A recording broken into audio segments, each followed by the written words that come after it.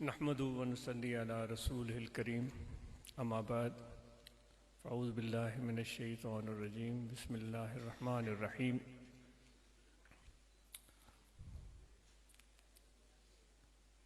ان اللہ و ملائکتہ یصلون علی النبی یا ایہا الذین آمنوا صلوا علیہ وسلموا تسلیما اللہم صلی علی سیدنا و مولانا محمد وعلی آلہ واصحابہ اجمعین۔ معزز سامعین، آپ سب دوستوں کو دیکھ کر اور آپ کے کہتے ہیں کہ ہر انسان کی موجودگی کا اپنا ایک احساس ہوتا ہے، اس کی ایک خوشبو ہوتی ہے۔ جس طرح درخت ہوتے ہیں، بیری کا درخت بھی ہے، ببول کا بھی ہے، شیشم کا بھی ہے اور بے شمار درخت، نیم کا بھی ہے۔ اگر آپ شیشم کے درخت کی چھاؤں میں بیٹھیں گے ایک احساس آپ کو ملے گا، ببول کی چھاؤں میں بیٹھیں گے وہ ایک الگ احساس ہوگا۔ کبھی آپ یہاں تو پنجاب کے ہمارے بھائی اکثر زراعت پیشہ ہیں، وہ بہتر جانتے ہیں، اس کے درخت کی چھاؤں کا احساس مختلف ہوتا ہے۔ نیم کے درخت کے چھاؤں تلے اگر ہم بیٹھیں تو اس کی چھاؤں کا ایک منفرد احساس ہوتا ہے۔ تو یہ تو ہو گئے درخت، اللہ تعالیٰ نے پیدا کر فرما دیے، اور جو اس خطۂ زمین پر، اس زمین پر جس طرح انسان حق رکھتے ہیں، اسی طرح یہ درخت بھی اس زمین میں ہمارے حصہ دار ہیں۔ جس طرح ہوتا ہے نا، باپ اس کی اولادیں ہوتی ہیں، بیٹے ہوتے ہیں، بیٹیاں ہوتی ہیں، تو وہ ان سب کے ساتھ درجہ بدرجہ ایک تعلق رکھتا ہے۔ اگر کوئی چیز دے گا بھی تو بیٹوں کو بھی دے گا، بیٹیوں کو بھی دے گا۔ اگر اللہ ہر ایک کے والدین کو خوش رکھے، وہ رخصت ہوتا ہے تو جو اس کا ترکہ ہے وہ تقسیم ہوتا ہے، جو شریعت نے ہمیں سکھایا ہے، حضور علیہ السلام نے ہمیں سکھایا ہے۔ تو یعنی وہ سارے اس کے جو اولاد ہے وہ اس کے وارث بن جاتے ہیں۔ تو اس زمین کی جو ایک خوبصورت تخلیق ہے اللہ تعالیٰ کی، جو انسان ذات کو اس میں خلیفہ بنا کر، نائب بنا کر بھیجا ہے، ہم اس پورے زمین کے ٹھیکیدار نہیں ہیں، ہم خادم ہیں۔ اس زمین کے اس پورے نظام میں اور بہت ساری چیزیں، چونکہ اس وقت درخت کا ذکر آ رہا تھا، تو وہ بھی باقاعدہ حصہ دار ہیں، ہم ان کو بے دخل نہیں کر سکتے۔ اگر بے دخل کریں گے تو یہ ہمارا نقصان ہوگا۔ کائنات کا ایک طریقہ ہے، اس کے مطابق اللہ تبارک و تعالیٰ اپنے اصول اور اپنے طریقے کے مطابق اس کائنات کو چلاتا ہے۔ ہر چیز کی اپنی جگہ پر اہمیت ہے۔ چیونٹی کی بھی اہمیت ہے تو وہاں ہاتھی کی بھی اہمیت ہے۔ ایسا ہم نہیں کہہ سکتے کہ ہاتھی چونکہ بہت بڑا ہے تو وہ زیادہ عام ہے اور چیونٹی کی اہمیت نہیں ہے۔ یہ قدرت کا نظام ہے جس کو اللہ تعالیٰ خود جانتا ہے۔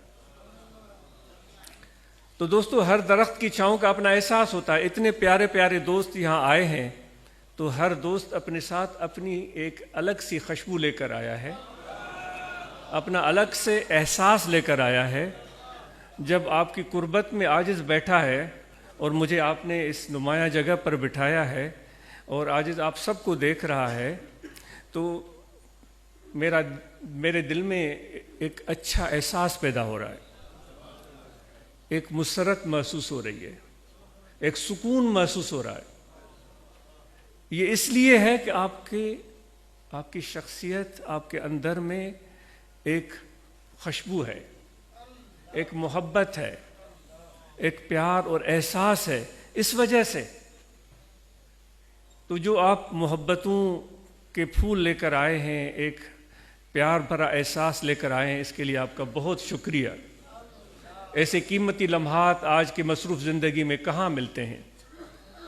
اللہ تبارک و تعالیٰ اور حضور علیہ السلام تو یہ ارشاد فرماتے ہیں کہ آپ فرماتے ہیں کہ ہمیں ایسا موقع ملے کہ دوست ہوں ہمارے وہ ہمارے ساتھ بیٹھیں اور ہم اللہ تعالیٰ کا ذکر کریں۔ حضور علیہ الصلوۃ والسلام ارشاد فرماتے ہیں کہ یہ محفل، یہ لمحے، یہ چند گھڑیاں، یہ جہاں تک سورج کی روشنی جاتی ہے اس ساری چیزوں سے بڑھ کر یہ ایک چند لمحے ہمارے لیے قیمتی ہو جاتے ہیں۔ سورج کی روشنی کہاں کہاں نہیں پہنچتی۔ تو یہ خوشبو، یہ محبت، یہ احساس آپ کی شناخت ہونی چاہیے۔ کوئی ایک دوست ہے نا، اپنا ایک خاص عطر لگاتا ہے، پرفیوم لگاتا ہے، تو وہ خوشبو، وہ پرفیوم اس کی شخصیت کا حصہ بن جاتی ہے۔ وہ دوست آتا ہے دروازے پر تو پہلے ہی خوشبو کا جھونکا اندر آ جاتا ہے، اور ہم اس کی خوشبو سے چوں واقف ہوتے ہیں تو بھائی پہلے سے ہی ہمارا دل، ہمارا دماغ بتا رہا ہوتا ہے کہ فلاں صاحب آ رہے ہیں، حالانکہ ابھی انہوں نے چہرہ دکھایا بھی نہیں ہے۔ یہ تو ایک عطر کی خوشبو ہوئی، یہ ہماری خوشبو نہیں ہے، یہ عطر کا کمال ہے۔ آج اس بات کر رہا ہے آپ کی خوشبو کا، آپ کے اندر جو ایک محبت بھرا احساس ہے، آج اس کی بات کر رہا ہے۔ جہاں بھی ہم بیٹھیں تو جو بھی ہمارے آس پاس ہوں ان کو قرار مل جائے، ان کو سکون مل جائے۔ کیوں ملے گا؟ کیونکہ ہمارے دل میں اللہ تعالیٰ کا ذکر ہوگا، محبت ہوگی، مرشد کامل کی نسبت ہوگی، تو خود بخود وہ لوگ جن کے اندر ذرا سا بھی حسن ذوق ہے، پہچان ہے، وہ خود بخود سمجھ جائیں گے۔ وہ کہیں گے آپ آئے ہیں، وہ بولیں یا نہ بولیں، لیکن ان کا دل بولے گا۔ آپ اور ہم تو ہمیشہ کہتے ہیں یہ روحانی سلسلہ ہے، تو یہ روح کا روح کے ساتھ تعلق ہوتا ہے، تو اس تعلق کو ہم جسمانی رابطے سے، تعلق سے مماثلت نہیں دے سکتے۔ اس کے لیے زمان اور مکان کوئی حیثیت نہیں رکھتے کہ بھئی وہ میرے قریب آ کر بیٹھے، میرے گھٹنوں سے گھٹنے ملا کر بیٹھے تو پھر اس کو میری قربت کا احساس ملے گا۔ دوستو، میرے بھائیوں، ہمارا سلسلہ نقشبندی ہے، یہ روحانیت سے لبریز ہے۔ بھلے جسمانی طور پر ہم دور بھی ہیں لیکن روح ہمارے جڑے ہوئے ہوتے ہیں۔ اس کو آپ سمجھنے کی کوشش کریں اور اس کو زیر عمل لانے کی کوشش کریں، تو پھر یہ جسمانی دوری بھی رکاوٹ نہیں بنے گی۔ تو رمضان المبارک کی آمد ہے، پیش کی مبارک ہو آپ کو۔ اس بابرکت مہینے میں ہم پوری کوشش کریں گے کہ اللہ تبارک و تعالیٰ کا ذکر کریں، جو رمضان المبارک کا احترام ہے اس کو ہم سر انجام دیں، ہم روزے رکھیں۔ وہ لوگ جن کو عذر ہے شرعی طور پر، ڈاکٹروں نے ان کو ہدایت دی ہے کہ آپ روزے رکھنے کے بجائے کفارہ دیں، تو وہ اپنی صحت کا خیال رکھیں، تو وہ ان میڈیکل سائنس کی روشنی میں وہ فیصلہ کر سکتے ہیں۔ شریعت میں گنجائش ہے، اپنے آپ کو تکلیف میں ڈالنے کے بجائے آپ ڈاکٹر کی ہدایات کو نظر میں رکھیں۔ ویسے جن کو اللہ تعالیٰ نے صحت دی ہے، ہم نے روزے رکھنے ہیں، اور روزے بھی اس طرح رکھنے ہیں کہ ہمارے دل جو ہیں وہ اللہ تبارک و تعالیٰ کی تقویٰ سے، محبت سے، قربت سے ہمارے وہ دل لبریز ہو جائیں۔ صرف بھوک اور پیاس کاٹنے کا نام روزہ نہیں ہے، اس کے لیے ایک باقاعدہ انسان کے اندر کی تبدیلی ضروری ہوتی ہے۔ کل بھی یہ گفتگو ہو رہی تھی۔ تو ماشاءاللہ اس رمضان کے مہینے میں ہم روزے بھی رکھیں گے، اور انشاءاللہ دوستوں کو عرض کی گئی ہے کہ ایک چھوٹا سا بنیادی ضروری تعلیم کا ایک نصاب تشکیل دیں۔ وہ امید کرتے ہیں کہ وہ جلد سے جلد وہ مختصر سا جامع بنیادی ضروری مسائل پر مشتمل وہ نصاب ہم دوستوں تک پہنچے گا، اور ہم اس کو پڑھ کر اس سے مستفید ہوں گے، اور ہم اس کو یاد کریں گے تاکہ ہماری عبادتیں، نماز ہے، روزہ ہے، حج ہے، یا اور جو فرائض ہیں وہ صحیح طریقے سے ہم ادا کر سکیں۔ ویسے تو آپ سب کو علم ہوگا، لیکن اس بنیاد پر کہ شاید کسی دوست کو ضرورت ہو تو وہ اس سے استفادہ کر سکے، بلکہ کیا ہی اچھا ہو کہ ہر برانچ میں وہ نصاب موجود ہو، ہر برانچ کا جو ممبر ہے وہ اس کو اچھی طرح پڑھے، بلکہ اگر چھوٹے چھوٹے اس کے ٹیسٹ بھی رکھے جائیں تاکہ ہم ان چیزوں کو اچھی طرح سے ذہن نشین کر سکیں۔ اور ہمیں کسی مفتی بننے کی ضرورت ہی نہیں ہے، ہمیں تو بنیادی ضروری تعلیم حاصل کرنی ہے وہ ہمارے لیے کافی ہے، اور ہمیں اس کے علاوہ جو کام کرنا ہے وہ اپنے قلب پر اور اپنے روح پر کام کرنا ہے۔ وہ محنت جو ہم کہیں اور صرف کریں وہ یہاں پر صرف کرنی ہے کہ تاکہ دل کا صحن ایسا صاف ہو جائے، ایسا ایک خرابیوں سے اور اتنا جو بھی اس میں ہم نے چیزیں پال رکھی ہیں ان سے پاک ہو جائے، تاکہ اللہ تبارک و تعالیٰ کا وہ عرش بن جائے اور اللہ تبارک و تعالیٰ کا جلوہ ہمیں دل میں نظر آئے۔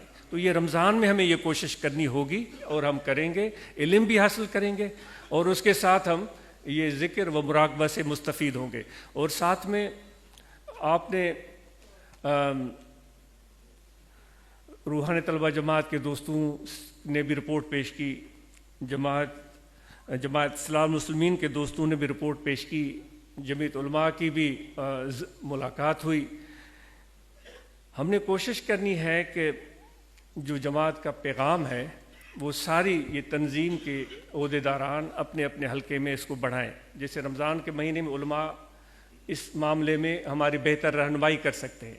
کیا ہی اچھا ہو کہ کوئی درس قرآن کا سلسلہ شروع ہو اور مختصر ہو اور جامع ہو، زیادہ لمبا بھی نہ ہو کہ لوگ تھک جائیں، مختصر ہو، یہ بھی کیا جا سکتا ہے۔ ہمارے دوست قرآن مجید کی صورتیں یاد کریں، یہ بھی کیا جا سکتا ہے۔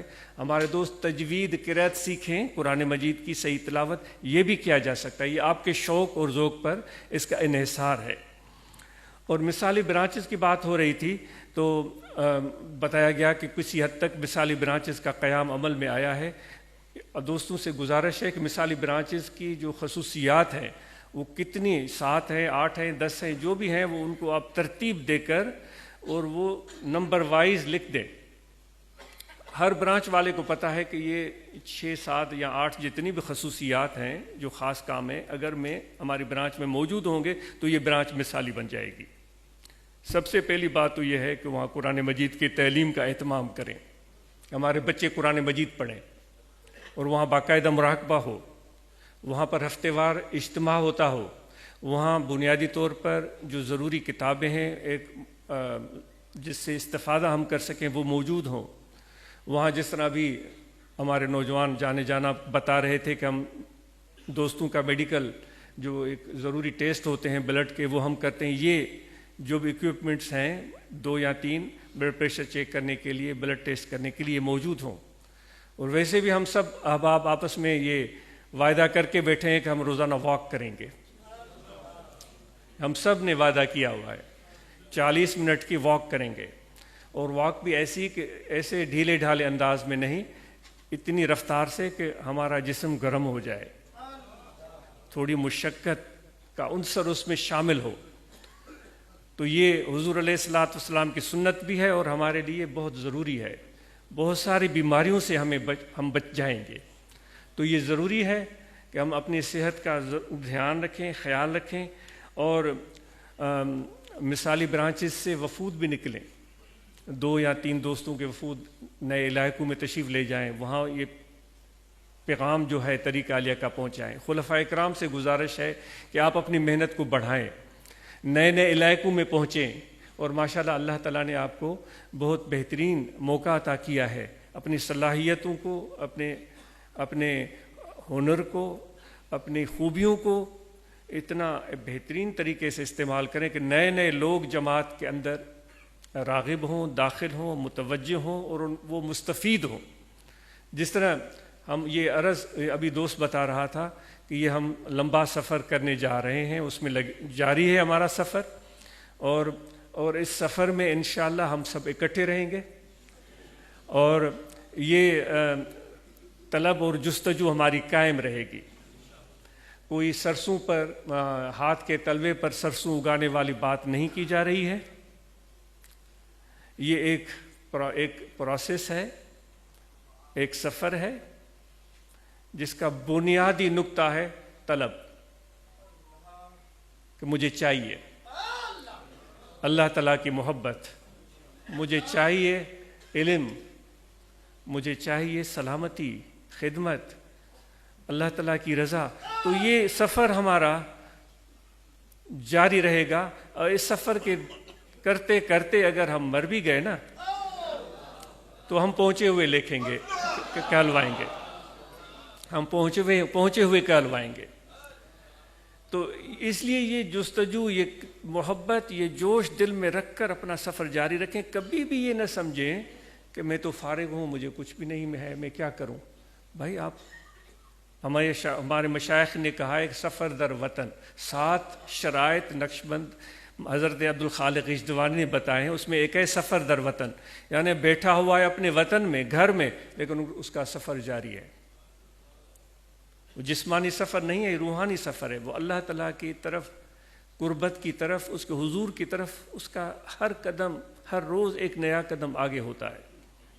تو یہ وطن میں بیٹھے ہوئے، آپ سوئے ہوئے بھی ہیں، آپ کا سفر روحانی جاری ہے، اگر آپ کا تعلق مرشد کامل سے جڑا ہوا ہے۔ مرشد کامل کے ہاتھ میں ہماری نکیل ہے۔ جس طرح اونٹوں کا قافلہ ہوتا ہے، اس اونٹوں کے قافلے میں بڑے قیمتی مہنگے مہنگے اونٹ بھی ہوتے ہیں، ان پر بڑی قیمتی چیزیں لادی گئی ہوتی تھیں۔ ہو سکتا ہے ان پر ہیرے ہوں، جواہرات ہوں، سونا ہو، چاندی ہو، یا اور کوئی قیمتی چیزیں ہوں۔ کسی پر اناج ہوتا ہے، وہ قافلے نکلتے تھے، کسی پر اناج ہوتا ہے، کسی پر کپڑے ہوتے ہیں، کسی پر جو ہے وہ کوئی اور چیز ہوتی ہے۔ اب لمبا قافلہ ہے، سینکڑوں اونٹ ہیں، لیکن جو شتربان ہے نا، وہ سب سے پیچھے والے اونٹ پر نظر رکھتا ہے۔ جو کمزور سا اونٹ پیچھے آ رہا ہے، وہ چونکہ اس قافلے میں باندھا گیا ہے تو وہ بھی پہنچے، اس کو اس کی زیادہ فکر ہوتی ہے۔ اگر خدا نہ خواستہ ہم جسمانی طور پر کمزور بھی ہیں، یقین رکھیں کہ مرشد کامل کی نظر ہم پر زیادہ ہے۔ دنیاوی لحاظ سے اگر ہم مسکین اور غریب ہیں، یقین رکھیں کہ مرشد کامل کی نظر ہم پر زیادہ ہے، کیونکہ وہ اس کے ہاتھ میں نکیل ہے، اور اس کا کمال ہی یہ ہے کہ جو ناکارہ ہے، جو کمزور ہے، اس کو منزل پر پہنچائے۔ تو اس لیے کبھی بھی یہ فکر اور یہ سوچ ہمارے ذہن میں نہ آئے کہ ہم نظر کرم سے دور ہیں، کبھی بھی نہیں۔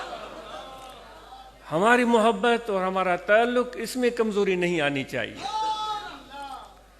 تو یہ جو ایک قافلہ چل رہا ہے، ہم اس میں جڑے ہوئے ہیں اور یہ سفر جاری ہے۔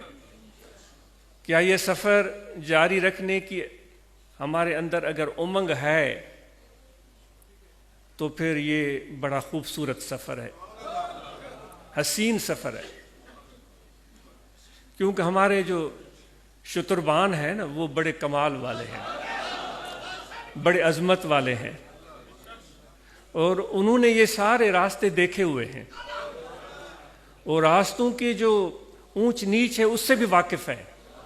جو اس راستے کے دائیں بائیں چور اچک کے ڈاکو بیٹھے ہوئے ہیں، ان کو بھی وہ سمجھتے ہیں،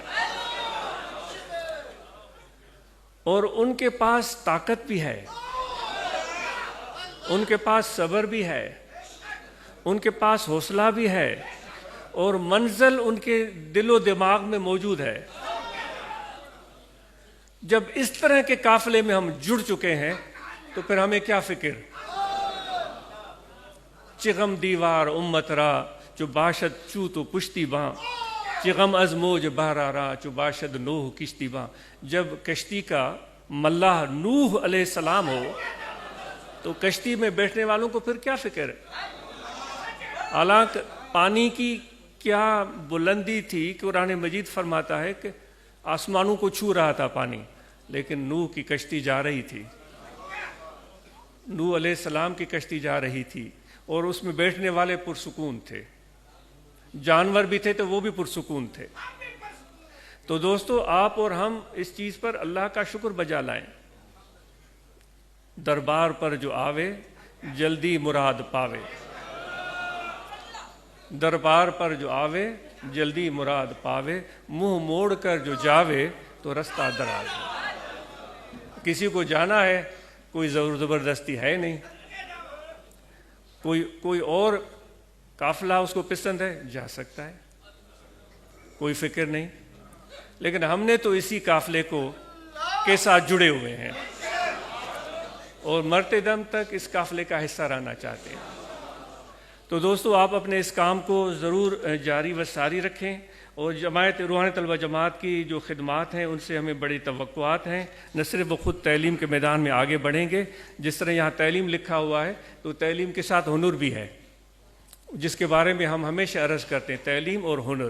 تو ہمارے نوجوان ہنر بھی سیکھیں گے انشاءاللہ، نوجوانی سے، نو عمری سے۔ تو یہ تو ایک لمبا موضوع ہو جائے گا، اس پر مختصراً یہ عرض کی جا رہی ہے کہ آپ نوجوانوں نے کوئی نہ کوئی ہنر سیکھنا ہے۔ پلمبنگ سیکھیں، کارپینٹری سیکھیں، سلائی کا کام سیکھیں، الیکٹریشین کا کوئی چھوٹا سا کام کوئی نہ کوئی ضرور سیکھیں، اور ساتھ میں علم حاصل کریں۔ اور کوئی بھی ہنر کا آنا یہ کوئی عیب نہیں ہے۔ ہم کہتے ہیں یہ کمیوں کا کام ہے، نہیں، ہنر والا بادشاہ ہے، وہ کمی نہیں ہے۔ جس کے پاس ہنر ہے وہ بادشاہ ہے، وہ کبھی بھی ناکام نہیں ہوگا، بھوک سے نہیں مرے گا۔ تو انشاءاللہ یہ نوجوان اس میدان میں آگے بڑھیں گے، اور جہاں جتنی جماعت اسلامی المسلمین کی اس گوجرانوالہ ڈویژن میں برانچز ہیں، تو ہر برانچ جماعت اسلامی المسلمین کی، اس میں روحانی طلبہ جماعت کی برانچ ضرور بننی چاہیے۔ اس میں ہمیں خلفائے کرام کا تعاون چاہیے، جماعت اسلامی المسلمین کا تعاون چاہیے، جمعیت علماء کا تعاون چاہیے، اور روحانی طلبہ جماعت کے نوجوانوں کا شوق اور رابطہ کرنا اور گزارش کرنا کہ صحیح ہمیں یہاں برانچ بنانی ہے۔ تو جو بھی زون 1 زون 2 کی برانچز اس مرتبہ نظر آئی ہیں، دوبارہ ہمیں یہ برانچز اگر 10 ہیں تو یہ 20-30 تک ہمیں چاہیے، اگر 20 ہیں تو 40 تک چاہیے۔ تو فیصل آباد والے بھی یہاں آئے ہوئے ہیں، لاہور والے بھی آئے ہوئے ہیں۔ تو مجھے آج اس کو یاد ہے، دوست ہم سفر کر رہے تھے، بہت پرانی بات ہے، تو دوستوں نے کہا کہ لاہور میں صرف ایک برانچ ہے، اب ماشاءاللہ اس کے کتنی برانچز ہیں جی؟ 50 سے زیادہ برانچز ہیں۔ اچھی طرح یاد ہے، ہم سفر کر کے آ رہے تھے، اس میں ہمارے دوست بیٹھے ہوئے تھے کہیں فیصل آباد سے یا کہیں، بھائی کتنی برانچز ہیں؟ تو کہا گیا صرف ایک برانچ ہے۔ تو لاہور والے 50 تک پہنچے تو گوجرانوالہ والے کیوں پیچھے رہیں گے؟ ماشاءاللہ وہ تو زیادہ تگڑے ہیں اور زیادہ پہلوان ہیں اور زیادہ باہمت ہیں، تو لاہور والے اپنا جو ہے وہ کمر کس لیں، یہ پہنچیں گے آپ کو انشاءاللہ۔ اور فیصل آباد والوں سے بھی انشاءاللہ، آپ کا سیالکوٹ کے ہمارے دوست ہیں، گوجرانوالہ کے ہیں، اسلام آباد کے دوست ہیں، چکوال کے دوست ہیں، سرگودا کے دوست یہاں نظر آئے، وہ بڑی مسرت ہوئی سرگودا کے دوستوں کو دیکھ کر، خشاب کے دوستوں کو دیکھ کر۔ ان سب علاقوں میں دوبارہ آپ نے ہمیں بتانا ہے کہ وہاں کام بڑھ گیا ہے۔ ہماری دعائیں ہیں، اور ذکر کا طریقہ یہ ہے کہ یہاں آپ توجہ رکھیں، کھڑے بیٹھے لیٹے سوئے جاگے ہر وقت کہ دل ذکر کر رہا ہے، اللہ اللہ اللہ اللہ اللہ۔ یہ خفی ذکر ہے، یہ خیال اور توجہ سے ہوگا، اور حضور نبی کریم رؤوف رحیم صلی اللہ علیہ وآلہ وسلم کا فیض مرشد کامل کے سینے سے ہمارے دل میں آ رہا ہے۔ مرشد کا تصور کریں، وہ فیض آنا شروع ہو جائے گا، اور ذکر بھی آپ کا کئی گنا بڑھ جائے گا۔ ہم سب نماز کی پابندی کریں، رمضان کے مہینے میں روزے رکھیں، جن پر حج فرض ہے وہ حج ادا کریں، جن پر زکوٰۃ واجب ہے وہ زکوٰۃ ادا کریں، محبت، صحبت، ادب، نسبت اور رابطہ رکھیں، اور اپنے بچوں کے ساتھ شفقت اور پیار کا معاملہ کریں۔ بڑی خوشی ہوئی کہ ہمارے دوستوں کے بچے اچھی تعلیم حاصل کر رہے ہیں، اعلیٰ تعلیم حاصل کر رہے ہیں۔ ہمارے بیٹے، ہماری بیٹیاں، آپ کے بیٹے بھی اور بیٹیاں بھی بہتر سے بہترین تعلیم حاصل کریں، اس میں کوئی تفریق نہیں ہے۔ حضور نے فرمایا کہ علم کا حصول مسلمان مردوں پر بھی لازم ہے، مسلمان عورتوں پر بھی لازم ہے۔ حضور نے فرمایا کہ علم میرا ورثہ ہے، تو یہ ہمارے لڑکوں کو بھی ملے اور لڑکیوں کو بھی ملے۔ قرآن مجید کی تعلیم دلوائیں، اور پھر اسکول، کالج، یونیورسٹی کی اچھے سے اچھی تعلیم دلوائیں، ان کو پیار اور شفقت سے رکھیں۔ ہمیشہ عرض کی گئی ہے کہ ہر دوست نے ایک کھانا اپنے خاندان کے ساتھ، بچوں کے ساتھ مل کر کھانا ہے، اور بچوں کو موقع دینا ہے کہ وہ گفتگو کریں اور ہم ان کی باتیں سنیں۔